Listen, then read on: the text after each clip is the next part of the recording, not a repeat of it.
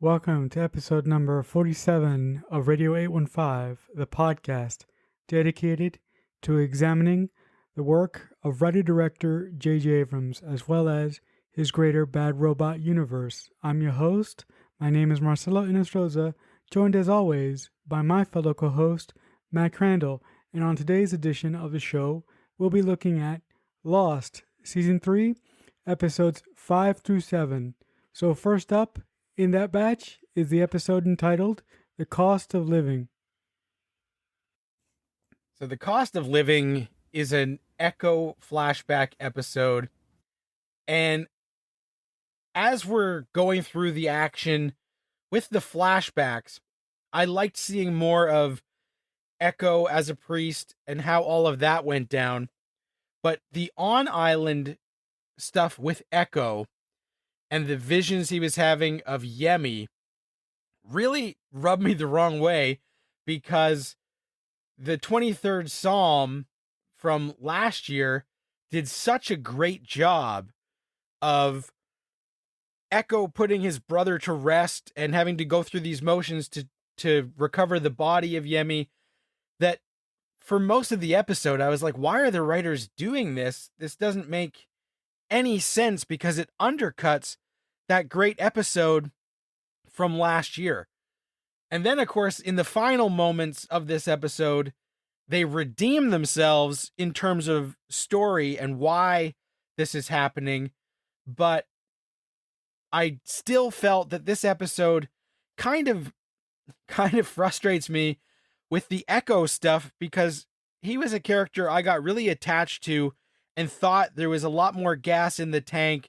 And by the end of this episode, it's the farewell to Mr. Echo, which I thought came too early for a character that had so much more depth to explore. I was really curious to see what you were going to say about this episode, specifically because you have said various times on the podcast that you don't like when Lost gets too metaphysical, too religious, to use a better word. And I thought the images of Yemi really were haunting, and they didn't really make any sense. I really wanted to get your take on that, specifically what you thought about the religious symbolism throughout him having all these images of Yemi, basically. Yeah, and like I said, sometimes it goes both ways for me. Like, I don't mind some of the religious stuff. If it gets too religious supernatural together, I start to shy away. So it annoyed me for most of this episode, just because, like I said, I thought that the 23rd Psalm episode was such a good wrapping up of the Yemi on the island haunting Echo storyline, that the fact that that came back really bothered me. But then, of course, in the end, they reveal, when Echo has those final moments and Yemi says, "You speak to me as if I were your brother." And Echo goes, "Who are you?" And then realizes that this has actually been the black smoke monster and not Yemi. Then I was like, okay, I can handle what they've been doing, but I still don't love it. But yeah, sometimes it veers too far away from that for me. I did like the fact that Mr. Echo finally admitted he didn't ask for the life that he was given. He basically did the best that he could with what he was given. He wasn't ashamed for protecting his brother, and that he was finally able to get a measure of peace. So that's the only thing that I sort of took away from this episode. Like you, this episode didn't play too well for me. I didn't hate it as much as you did, but I could have lived with it or lived without it, to be honest. But that ending stinger, when Echo dies and when John, basically takes Echo's last words, all that he says is, he goes, "We're next." I was like, what? Because I completely forgot that, and that got me so charged for the next episode. This episode didn't end on that line, and I thought that it should have. Yeah, well, especially because that's such an awesome part where it's like, what? there's more of them that are in danger of this. That was kind of a shocking thing for sure. The other thing about this episode that I found very interesting was they really didn't let the mystery of why Ben wanted Jack on the island in the first place. They really put it all out there. I particularly like the way that they did it. What did you think about that? Yeah, I did like that. I thought my favorite parts of this episode were the stuff on Hydra Island where, Jack figures out everything that's going on. And I love when Juliet shows him the video and she's talking to him and he's watching that video. That was some of like the cool weird stuff that Lost sometimes throws in where you're like, what is going on? Because finally we're seeing deeper shades to Juliet than we have previously thought. So I really liked that. Now, when you were watching this, Marcelo, did you think that we could trust that Juliet actually wants Ben dead, or did you think this was some sort of psychological mind fuck on Jack to make sure that he would do the surgery properly? Today, I would say I trust Juliet, but back in the day when I was watching this, what Juliet's true motives were, to be honest, I really started to see the evilness in Ben in this episode for a particular reason, because since he was introduced, if you've been listening to the show, I've been head over heels for Ben basically, but for some reason his performance in this episode really made me start to hate him. Yeah. And I don't know if subconsciously you started to get in my head, Matt, or if I'm just not in a good place right now, but I just started to hate him. I started to not relish Michael Emerson's performance in this specific episode. But as far as Juliet is concerned, I think that I am a little bit too biased of the character that she becomes. So right. All of her actions early on, I can forgive. But back in the day, to be honest, I was just along for the ride and I didn't know what the hell was going to happen. Oh, for sure. Now, I got to say, my least favorite part, I didn't love this episode that much because of what they do to Echo. And I remember on the internet, there were whispers that this happened not because of any sort of story or character motivation, but because of behind the scenes stuff that they just wanted that actor off the show. So I don't know. Haven't looked it up lately. I just remember those being like the swirlings and kind of feeling cheated that was such a good character who gets brushed off really easily. Not a good character who I'm hoping gets brushed off very easily is Nikki and Paulo both show up in this episode and they tag along with some of the main Losties as they go on this mission. And I just love that they feel so shoehorned in. And Nikki says to Paulo, I think, like, you're complaining all the time that you're not being included with the main group, so let's go with them. And I'm like, oh my God, like, this is really not working. The writers are trying to get these people into the action and pretend like they've been here the whole time, and it's just not flying. So that was my least favorite part of an episode I didn't particularly love. And then one of my other favorite parts, though, where I will praise it, that Smoke Monster showdown and how Echo does go out was very cool and interesting. And I love that there is a point in the episode where Locke quotes an old Echo line, and Locke says, "Do not mistake coincidence for fate." And I thought that was awesome because that was a great line that Mr. Echo had last season. And for now, Locke to be the guy who's saying that rather than the guy who's always looking for fate was really interesting in an episode that, yeah, for me is middle of the road Lost just because of the circumstances. To move off of one of your points, those two characters, whatever the fuck their names Nikki are. and Paulo, yeah. Thank you. I couldn't give two squirts of piss about them. I don't care. I don't care. Like, I just like, why? Makes no sense. It doesn't matter. What did you think of the sexual tension between Sawyer and Kate in this episode? What were your initial thoughts on it back in the day and today? So they are starting to slowly build that relationship up. And I remember, like, Sawyer and Kate are two of my favorite characters, but I never really thought that they should be the ones together. So I remember thinking, like, yeah, I'm not loving this. And even on a rewatch, I like that they have a good back and forth and chemistry, but I don't necessarily want them together as a couple. So I like that they're good at bantering because they both have such similarities in that they both know how to do a con, but the other parts of it just kind of feel like a little bit forced to me. And on that note, we move on to the next episode that we're going to cover this week, an episode entitled I Do.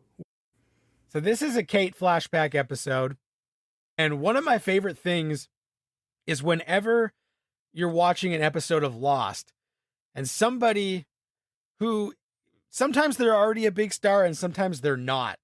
And they pop up and you're like, "Oh my god, it's this person."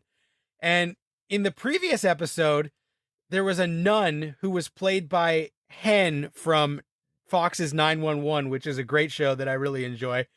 And then this episode, the flashbacks kick off with Kate and Nathan freaking Fillion shows up. And I was like, hell yes. Captain Mal, what are we doing? Where are we going?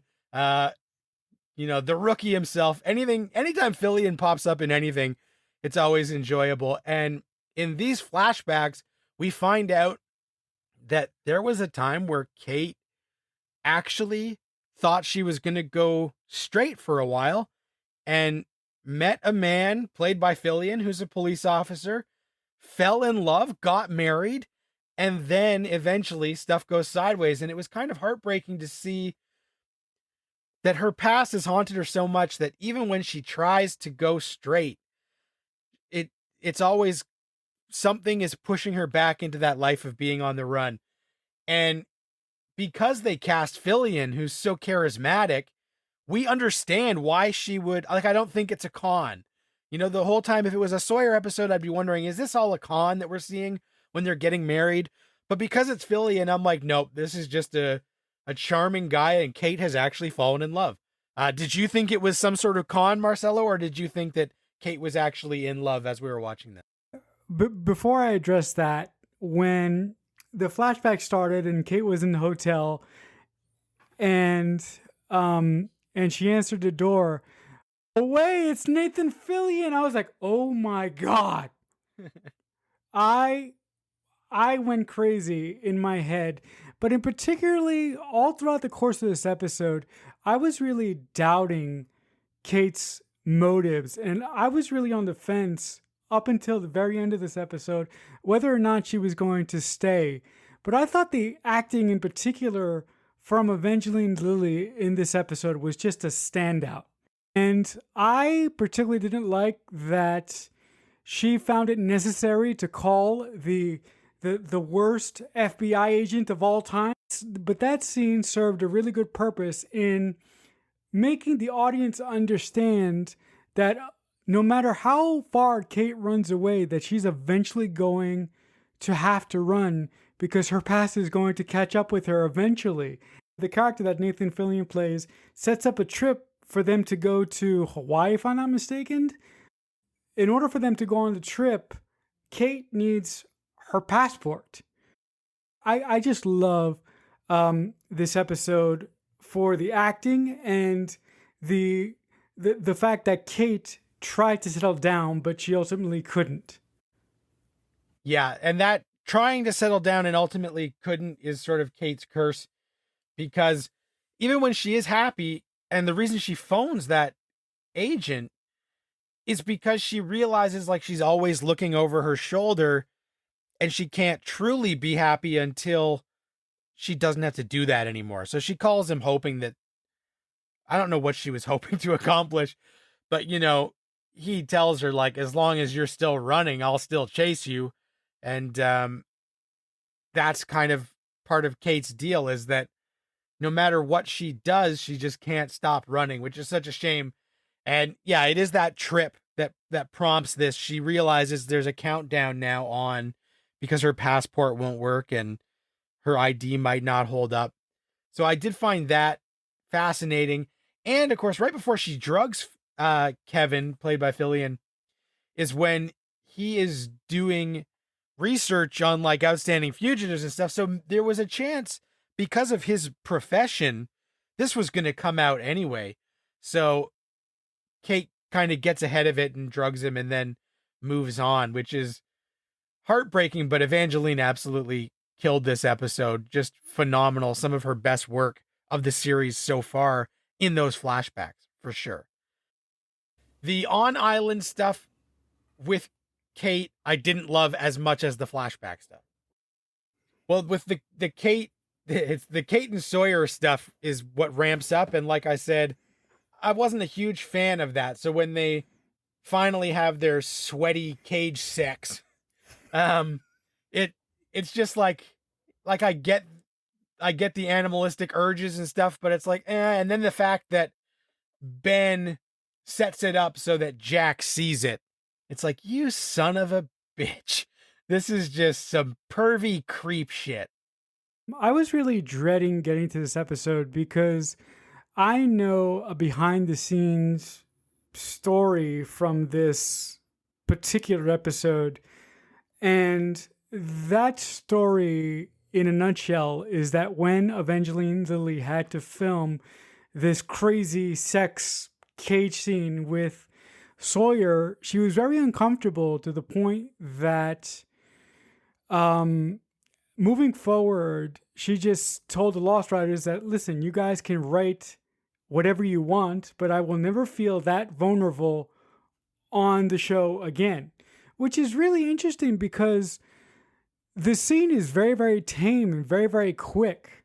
But there is some lovey-dovey stuff after they initially sleep together, which is the stuff that you are referencing, Matt, when Ben lets Jack see that Kate and Sawyer have slept together. All right, enough about that fucking bullshit. I just loved the acting in this episode. I thought that there was a specific level of intensity that wasn't quite the norm for Lost, basically from everyone in the cast. So if you could just comment on that, what do you think about that, Matt? The level of intensity that this episode had to it. I think you are right, and they really start ramping up the intensity as this episode goes, because Jack gets super intense as the episode goes, where he starts to do the surgery, and the Kate and Sawyer stuff gets intense as they have their physical connection, but then also when that guy comes because he wants to kill Sawyer because he still wants revenge for his wife Colleen dying, all of that is really starting to get super intense. So I think, even Michael Emerson, because he's before the surgery, he's trying to ramp up the intensity to put the pressure on Jack so that Jack will just do what he says and follow through. That this does feel like the tension and everything gets turned up to 10 about halfway through this episode as the shit starts to hit the fan repeatedly. So I think you're definitely right. Everybody was super intense in this one. I particularly like the scene when Kate is taken out of the cages and is finally taken to Jack.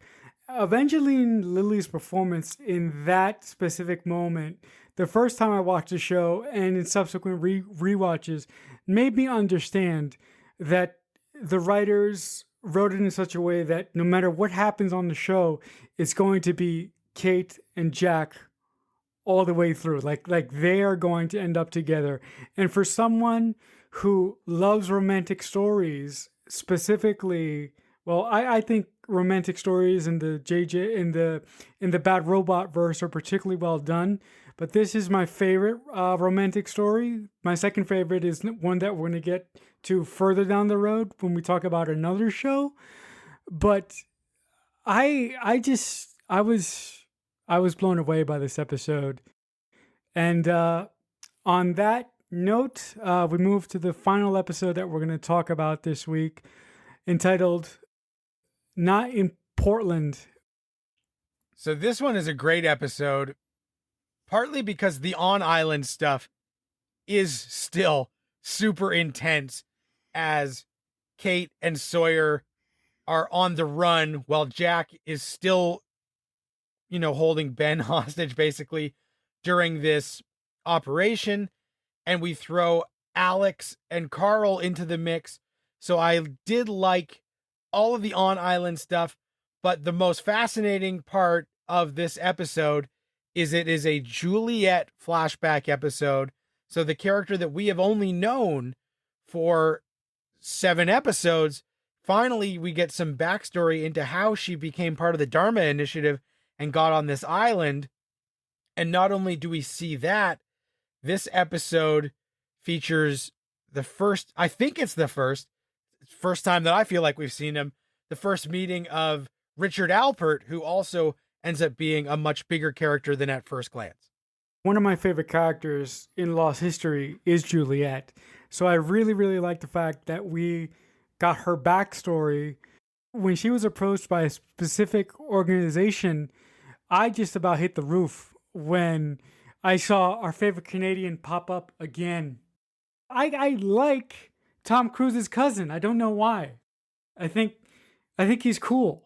Ethan's got like something about him, partly because he does have a very interesting face, but also this character, because we've known him in like lots of different incarnations of the sneaky guy pretending to be one of them, the creepy guy in love with Claire on the island, and then now this like just calm, cool Ethan. It's nice to see these different sides of him before his untimely death when he gets murdered down the road.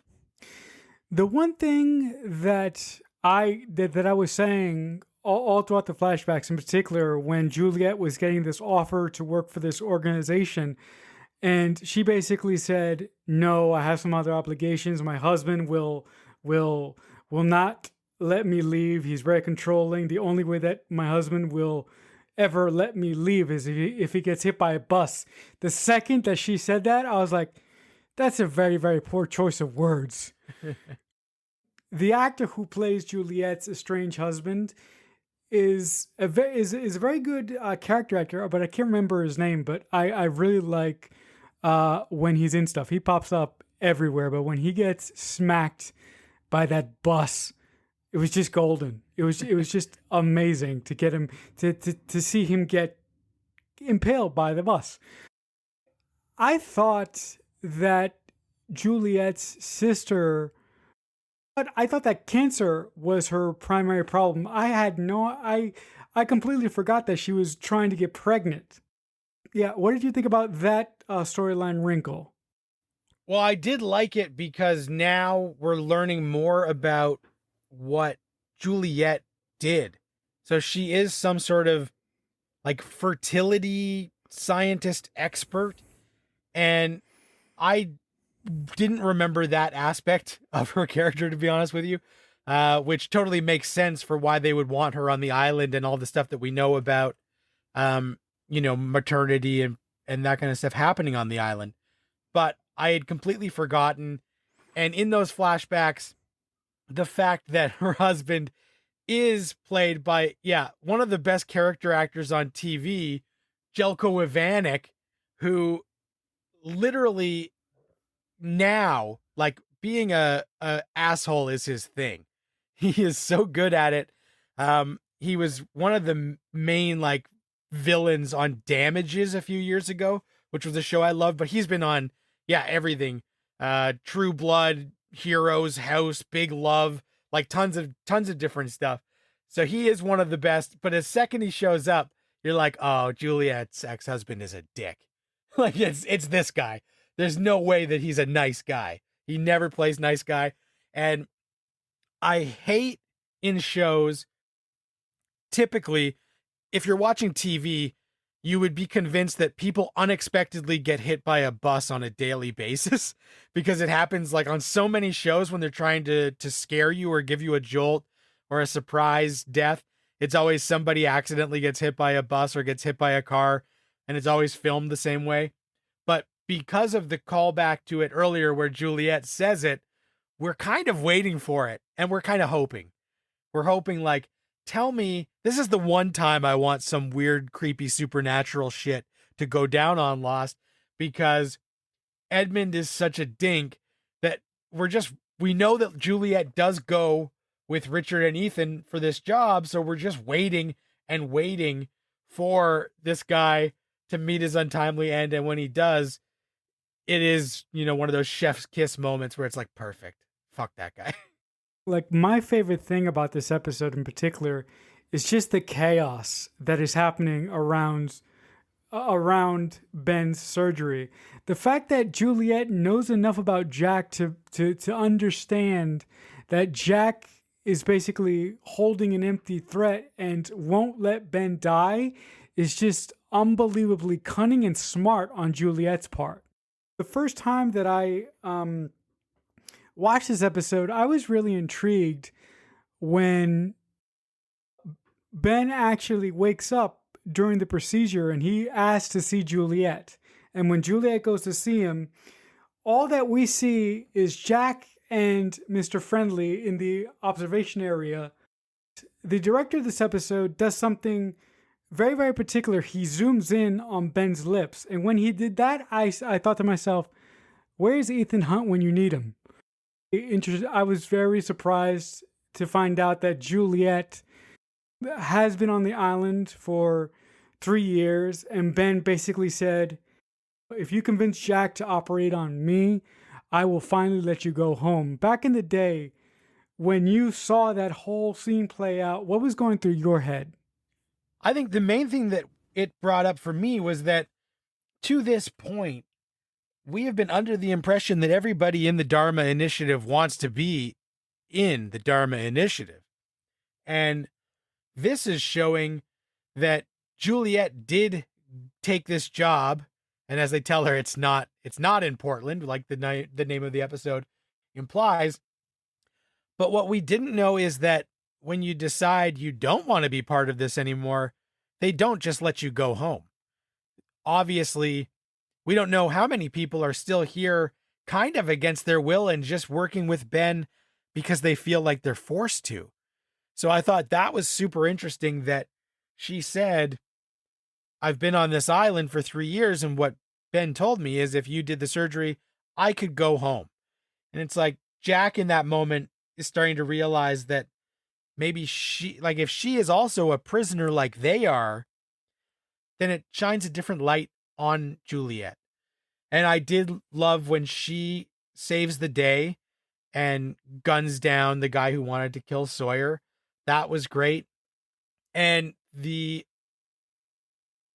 Jack, not knowing that this is a separate island when he sets this whole thing in motion, and then Kate, Sawyer, and Alex needing the help to find the boat to get off because there's now more wrinkles to this plan that Jack had, that things aren't going so smooth because it's not they can just get an hour head start and run back to their beach.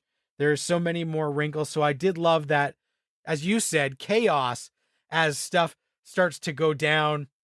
And one of the creepy, weird things that Lost did, they go to rescue Carl, Alex's, boyfriend or whatever he is. And when they show up to rescue him, it's a very Star Wars moment. And they say Aldo, who's the guard outside, fell for the Wookiee prisoner trick, which is a favorite moment. And the guy who's playing the guard outside is Rob McElhenney from It's Always Sunny in Philadelphia and Mythic Quest, one of my favorite comedic actors. And he just shows up on Lost, gets smashed in the face with a gun, and that's it. So that was another, this batch all had like very small cameos by people who now are like huge TV stars. So I thought that was really interesting. But Carl is in this Clockwork Orange kind of messed up room. And so that made me question, like, even more of like, what the hell is this Dharma Initiative doing?